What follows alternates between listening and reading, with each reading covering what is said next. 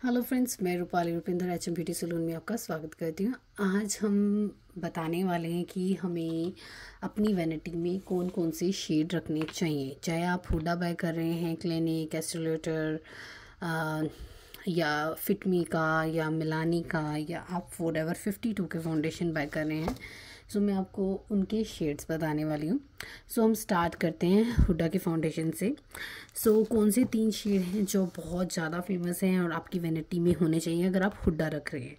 सो आप सबसे पहले आप चाय शेड बाय कर लीजिए, उसके बाद अमृती शेड ले लीजिए और फिर ले लीजिए toffee.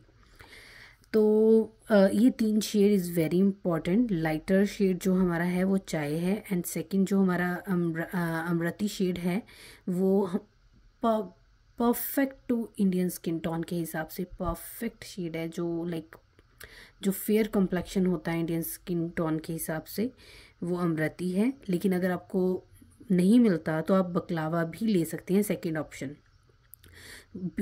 Perfect for fair Indian tone.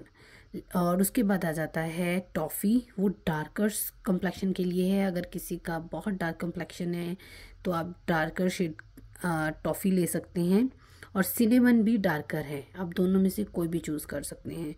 और एक और बात, अगर आप चाय शेड बाय कर रहे हैं और आपको लगता है कि आपकी जो क्लाइंट है उसका शेड चाय और बकलावा या चाय और अमृती के शेड के बीच वाला शेड है, तो आप दोनों फाउंडेशन को मिक्स करके भी वो शेड बना सकते हैं। वेरी इजी, वो आप जब प्रैक्टिकली करके देखेंगे तो आपको पता चल जाएगा। और आप जो टॉफ़ी शेड बाय कर रहे हैं उसमें भी आप चाय शेड मिक्स करके शेड बना सकते हैं, तो उससे आपका जो टॉफ़ी शेड है वो थोड़ा और लाइटर हो सकता है। तो मिक्स एंड मैच अपने अपने हिसाब से करने हैं। तो मैं दोबारा बता देती हूँ, हुडा में चाय, अमृती, टॉफ़ी। और अगर आपको अमृती नहीं मिलता तो आप बकलावा ले सकते हैं, अगर आपको टॉफ़ी नहीं मिलता तो आप सिनेमन ले सकते हैं। सो उसके बाद बारी आती है हमारी नार्स फाउंडेशंस की। जो नार्स फाउंडेशन है वो हमारे बहुत ज़्यादा फेमस है। अगर आपको अपनी किट में नार्स रखना है तो आप शेयर ग्लो फाउंडेशन जो हमारे फेमस हैं वो है फिज़ी। फिज़ी शेड बहुत अच्छा है। आप बर्सिलोनो भी रख सकते हैं, Barcelona, sorry it's Barcelona and Punjab, ये दोनों शेड फेमस हैं। Barcelona is very good.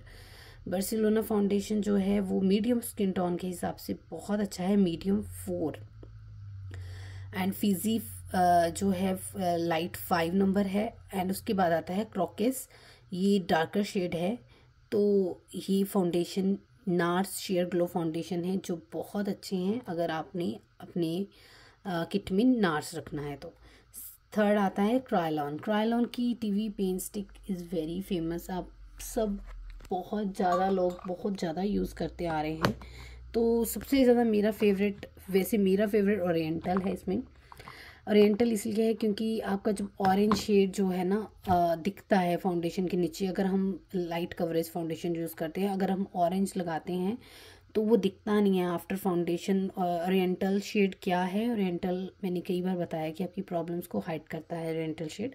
तो अगर आप रख सकते हैं तो क्रायलॉन स्टिक्स में ओरिएंटल रख लीजिए। अगर अपने बहुत ज़्यादा फेयर ब्राइट कर रहे हैं तो आइवरी, FS38, FS45।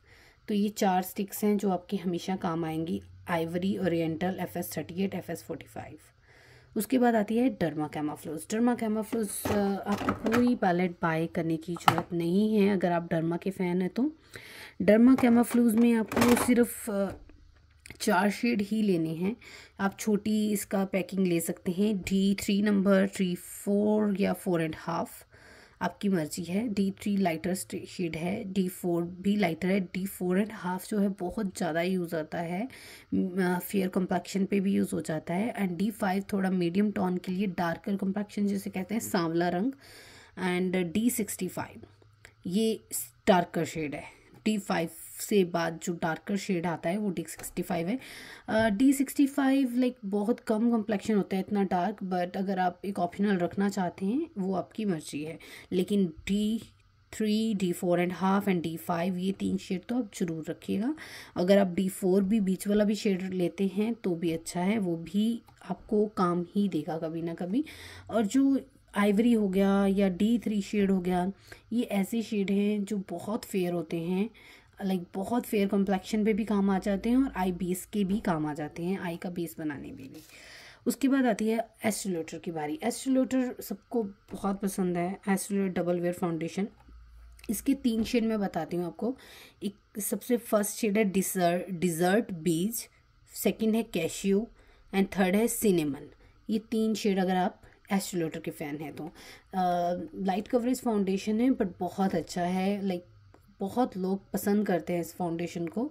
आप ब्राइडल के लिए ये भी रख सकते हैं अपने किट में। उसके बाद आता है मिलानी। मैं मिलानी लाइक यूज़ नहीं करती हूँ, बट लास्ट टाइम जब मैंने सेमिनार देखा था तो मुझे अच्छा लगा था। मिलानी का काफ़ी अच्छा रिज़ल्ट है और इंडिया में बहुत ज़्यादा फेमस है। तो अब मिलानी में 01 क्रीमी वनीला नंबर रख सकते हैं, 06 sand beach and 11 number amber. So Milani में आप रख सकते हैं 01 creamy vanilla, 06 sand beach and 11 number amber. So 3 foundation आप रख सकते हैं अगर आप मिलानी फाउंडेशन रखना चाहते हैं। उसके बाद बारी आती है लॉरियल पेरिस की।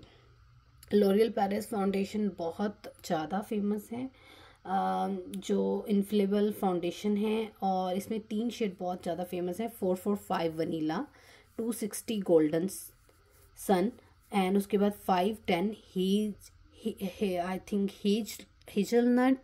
हेज़लनट, यस इसे हेज़लनट। तो मैंने ये सारी वीडियो लाइक बहुत ज़्यादा लाइक स्टोर पे जाके देख के उनको चेक करके बनाई है, होप इससे आपको हेल्प हो जाएगी। सो लॉरियल पेरिस की foundation 445 vanilla, 260 golden sun and 510 hazelnut. उसके बाद आती है मैक जो है मैट फाउंडेशन है, लाइक बहुत लोग पसंद करते हैं इस फाउंडेशन को रखना।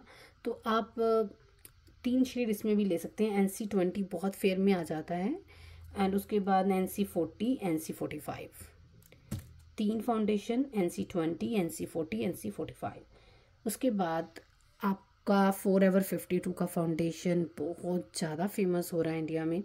फॉरएवर 52 के जो बेस्ट शेड हैं वो है कस्टर्ड, मीडियम टोन के लिए, लाइक बहुत ज़्यादा लाइक फाउंडेशन जो सबके पास होना चाहिए फॉरएवर में कस्टर्ड शेड होना चाहिए, जो हमारी मीडियम इंडियन स्किन टोन के हिसाब से। अगर आपका बहुत फेयर है तो आप चीज़ केक शेड ले सकते हैं, चीज़ केक फॉरएवर 52 का फाउंडेशन। उसके बाद आ जाता है डार्कर के लिए आप सुंदई फाउंडेशन ले सकते हैं।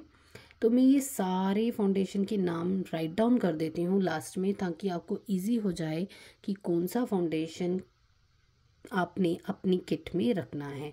लेकिन आप बहुत ज़्यादा कंफ्यूज हैं तो आप क्या लें क्या ना लें, तो आप एक क्रायलॉन स्टिक्स बाय कर लीजिए, दैट इज़ परफेक्ट। और डर्मा के 3 शेड 4 शेड जो मैंने बताए हैं वो रख लीजिए और फॉरएवर 52 के फाउंडेशन ले लीजिए। अगर आप फॉरएवर 52 के नहीं लेना चाहते तो मिलानी के फाउंडेशन भी ले सकते हैं। सो आई थिंक इससे आप अपनी स्टार्टिंग कर सकते हैं। सो अगर आपको वीडियो पसंद आए प्लीज़ लाइक एंड शेयर कीजिएगा। लेकिन अगर आपको इसके अलावा भी कोई शेड्स जानने हैं कि कौन से 3 शेड किसी और फाउंडेशन में जानने हैं तो मुझे ज़रूर मैसेज कीजिएगा।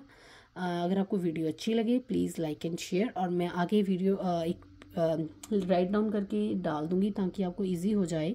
अगर मेरा कुछ आपको समझ नहीं आया होगा तो आप उससे देख के बाय कर सकते हैं। Thank you for watching.